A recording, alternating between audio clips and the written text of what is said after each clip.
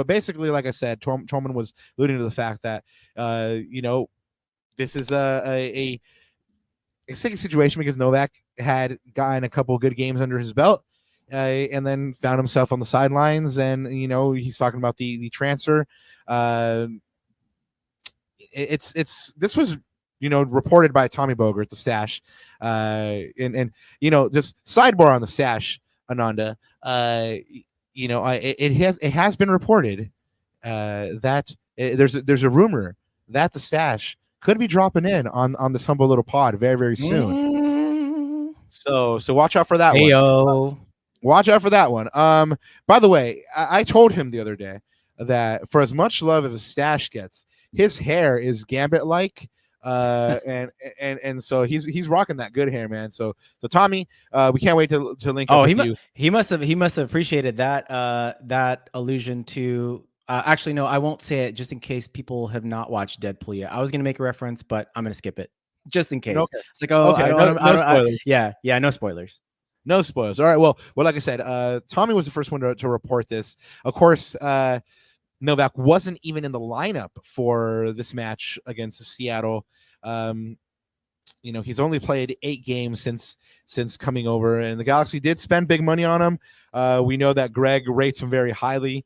However, he's not his number one. So, here's a chat question for you, Ananda, for you and for the chat. We don't know what actually happened, right? We don't know if it was like sell me now or like a very respectful like, hey, I'm not playing, give me a chance to leave, boss. Like we don't know what the conditions were, but the fact remains is if Tommy says that it happened, it happens. So if in fact he did ask for this transfer and he wants it immediately, if you're Greg Vanney, do you sell him or do you try to talk him down? You're asking me this? And chat. Me personally, I would. Well, let's see if chat anyone. Okay.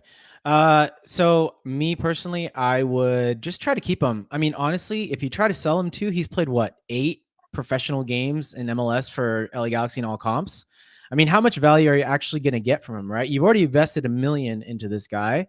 Granted, he might have not. And by the way, I saw a lot of takes too on Twitter saying that, oh, it's Greg's fault and blah, blah, and blaming it on the head coach. I honestly, if I was in Greg's position, I would have probably done the same thing, man. I mean, I wouldn't play a guy too that's whether it was him directly or his agents or his representation, whatever the case may be. I mean, clearly he was throwing some sort of tirade. And I mean, that stuff too, I'm always of the opinion, like you try to keep that stuff in house as much as possible. Like, I don't know how it got leaked. And I don't know if this had an effect on the team, but looking at it from the outside looking in and looking at what transpired in that game, I mean, people are going to draw conclusions, people are going to make connections, whether it happened or not, right?